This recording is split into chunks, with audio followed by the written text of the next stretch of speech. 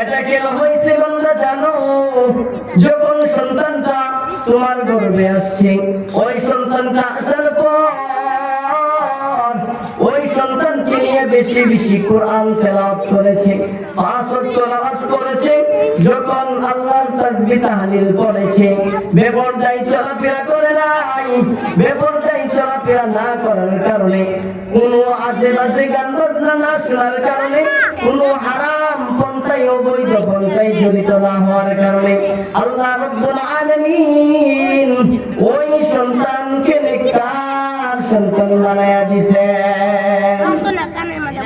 ও দুনিয়ার মহিলা, যখন তোমার সন্তান গর্ভে আসবে, ওই সন্তানকে তুমি গর্ভে ধারণ করার পর ওই সন্তানকে গর্ভে ধারণ করিয়া তুমি ওই সন্তানকে নিয়ে বেশি বেশি কোরআন তেলাওয়াত করবে, ওই সন্তানকে নিয়ে নামাজ পড়বে, ওই সন্তানকে নিয়ে তাসবিহ তাহলিল পড়বে, ওই সন্তানকে নিয়ে তুমি যখন পর্দার ভিতরে আবৃত থাকবে, আল্লাহ রাব্বুল আলামিন কোনদিন তোমার ওই সন্তানকে আল্লাহ তাআলা বেয়াদব বানাবেন না। আর যখন ওই সন্তান দুনিয়াতে ভূমিষ্ঠ হয়ে যাবে, ওই সন্তানের কিছু কাজ আছে, কিছু করণীয় আছে, ওই কাজগুলো তোমার করতে হবে। সর্বপ্রথম ওই সন্তানের ডান কানে আযান দিতে হবে, ওই সন্তানের বাম কানের মধ্যে ইকামত দিতে হবে।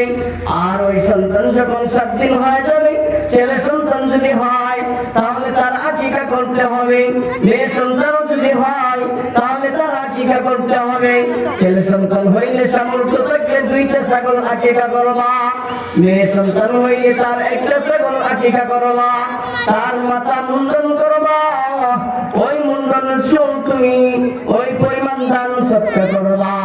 এরপরে ওই সন্তানটাকে ইসলামী কোরআন এবং হাদিস থেকে তুমি একটা সুন্দর নাম দেখে দিবা। আর ওই সন্তানটা যখন বড় হয়,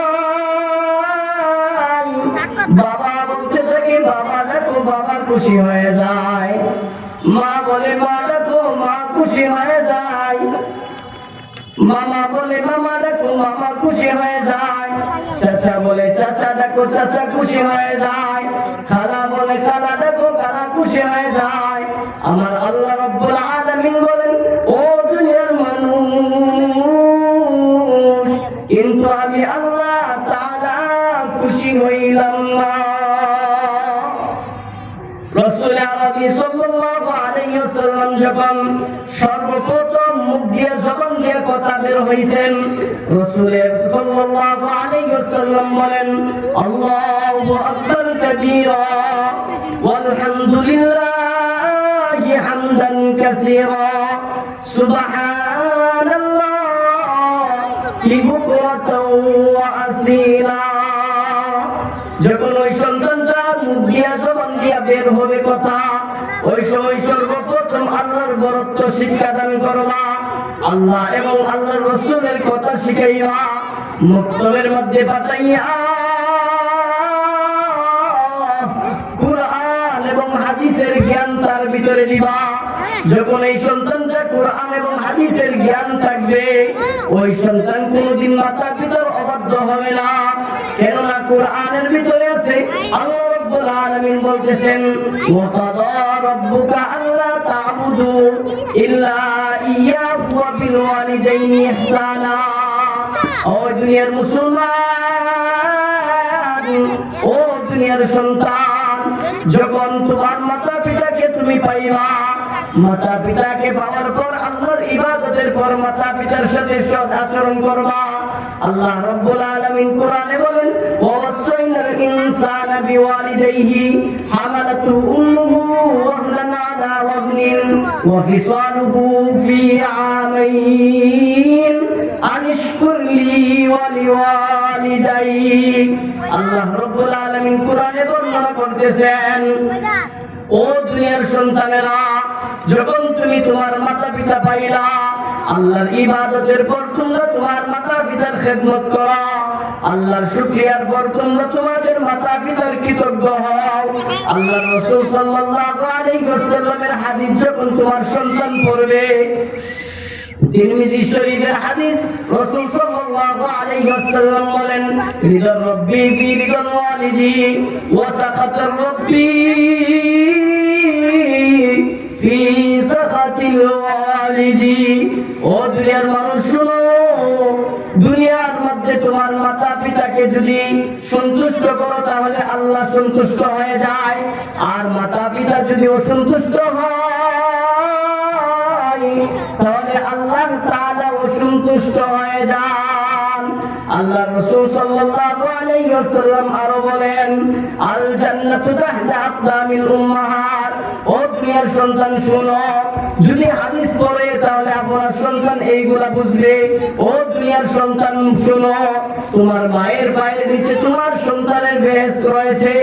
আরো হাদিসের মধ্যে আসছে, কোন সন্তান যদি তার মাতা পিতাকে নেক নজরে একবার তাকায় কবুল হজের সওয়াব পাওয়া যায়।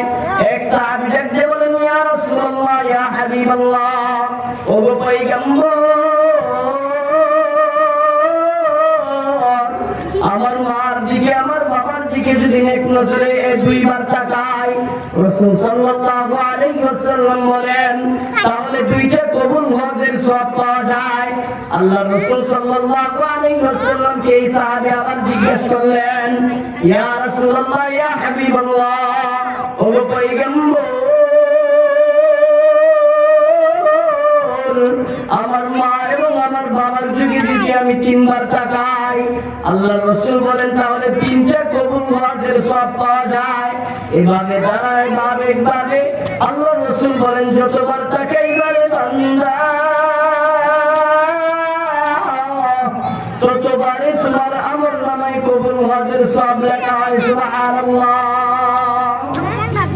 আল্লাহ আল্লাহ, ইয়া মুবারক নাম হায়, আল্লাহ আল্লাহ, আশিকুকা কাম হায়, আল্লাহ আল্লাহ, এই যে শিরিন ইসলাম, শির সকল মিকুনদের জামান তামাম, আল্লাহ আল্লাহ, তু মেরা গফফার হায়, আল্লাহ আল্লাহ, তু মেরা সত্তার হায়। ও দুনিয়ার মানুষ, আল্লাহ রাব্বুল আলামিন ওই সন্তানের জন্য, মাতা পিতার জন্য সন্তানকে কেমন বানাইছেন, সন্তানের জন্য মাতা পিতাকে কেমন বানাইছেন। যদি আল্লাহর কোরআন তোমার সন্তান পড়িয়ে, তাহলে সে বুঝতে পারবে মাতা পিতার কদর কি, মাতা পিতার খেদমত করলে কি ফায়দা হবে। এই জন্য ও নসিবপুরের মহিলারা শুনো, ও পুরুষেরা শুনো, এই নসিবপুর মাদ্রাসায় যদি তোমার সন্তানকে তুমি দাও তাহলে ওই সন্তান কোরআন পড়বে, কোরআন পড়ে কোরআনে তার মাতা পিতার কথা কি বলা হয়েছে ওই কথাগুলো সে